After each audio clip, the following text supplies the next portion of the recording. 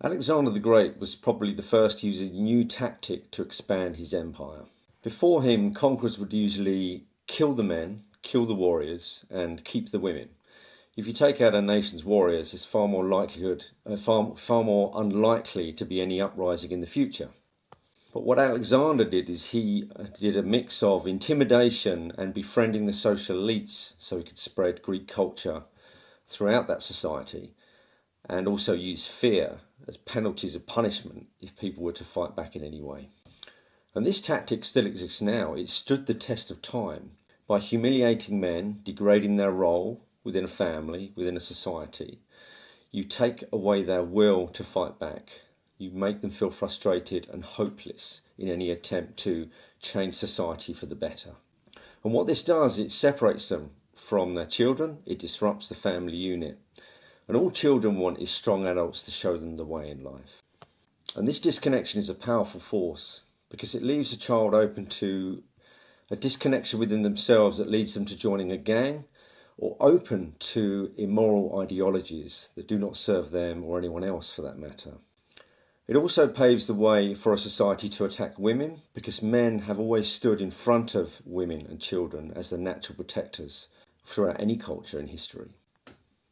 So weak men care very little for the children and women of society outside their own immediate family.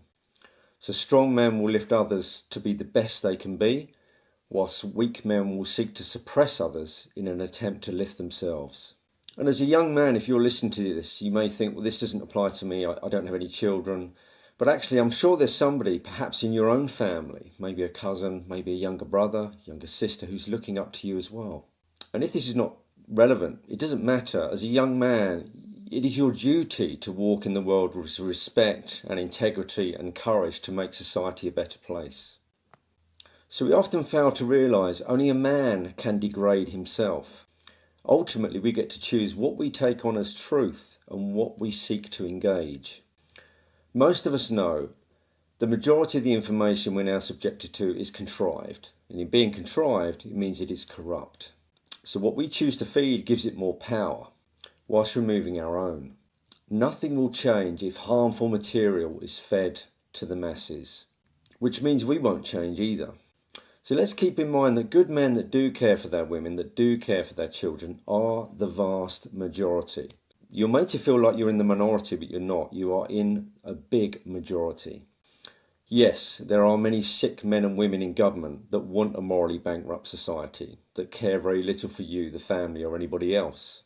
They want a morally bankrupt society that's congruent with their own minds, but they remain a minority. And they cannot win if men align themselves with higher values than the people that seek to control them. Do not align yourself with evil. So when a societal trend seeks to undervalue you or degrade you, take the higher ground, take the higher values. This way they cannot win.